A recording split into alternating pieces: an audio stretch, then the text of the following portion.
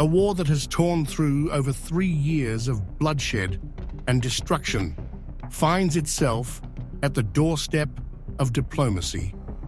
Yet, the doors remain half closed. The Kremlin on Thursday declared that no negotiation would take place over the 5 Ukrainian regions Russia claims as its own, despite not fully controlling 4 of them.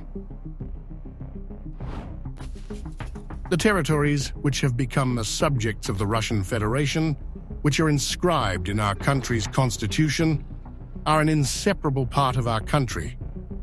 Kremlin spokesman Dmitry Peskov said, ruling out any compromise, "This is undeniable and non-negotiable," he told reporters, according to AFP. Russia annexed Crimea in 2014 following a controversial referendum condemned by Kyiv and the West.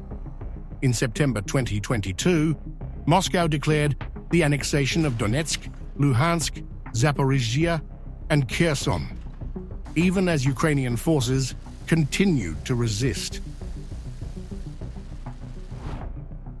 While Russian troops maintain control over most of Donetsk and Luhansk, they only partially hold Zaporizhzhia and Kherson. Meanwhile, Ukraine has seized parts of Russia's Kursk region, further complicating territorial claims.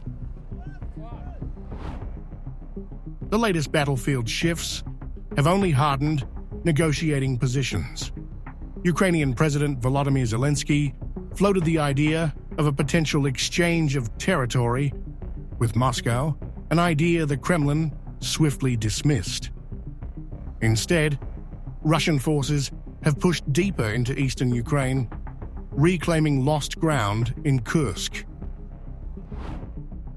Against this backdrop of entrenched territorial disputes, Russian and US diplomats met in Istanbul in a rare engagement to address long-standing disputes over diplomatic missions. While the discussions were narrowly framed, the significance was unmistakable, a potential test of their ability to reset relations and perhaps open broader talks on ending the war. President Vladimir Putin, in a cautious yet hopeful tone, acknowledged the dialogue with Washington, signaling a potential shift in relations. I would like to point out that the initial contacts with the new U.S. administration bring a certain degree of hope.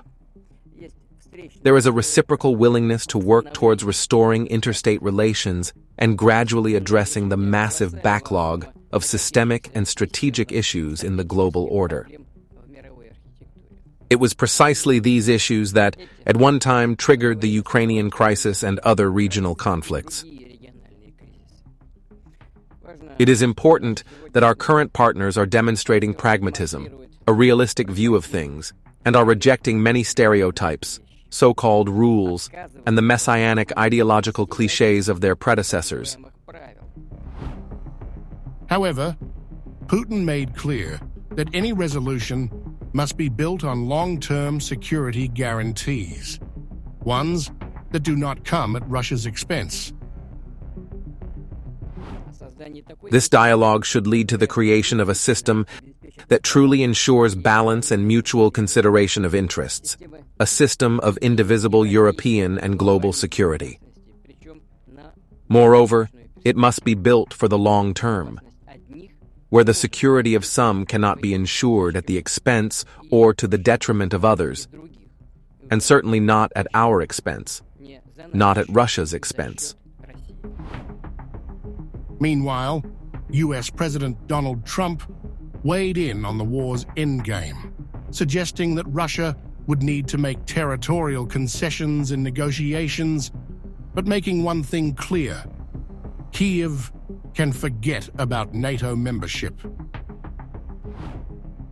Kremlin spokesman Dmitry Peskov, responding to Trump's remarks, acknowledged the complexity of the issue, but noted a shift in tone.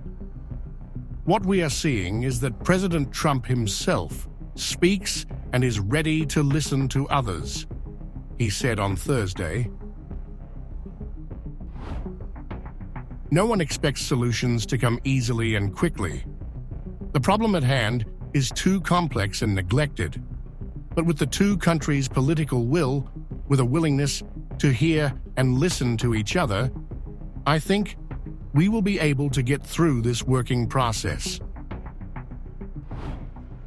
Even as diplomatic channels open, the war continues to grind on. Moscow remains firm in its territorial claims. Kyiv faces a recalibrated US stance under Trump, and negotiations, no matter how promising, stand in the shadow of artillery fire that still dictates the terms of war.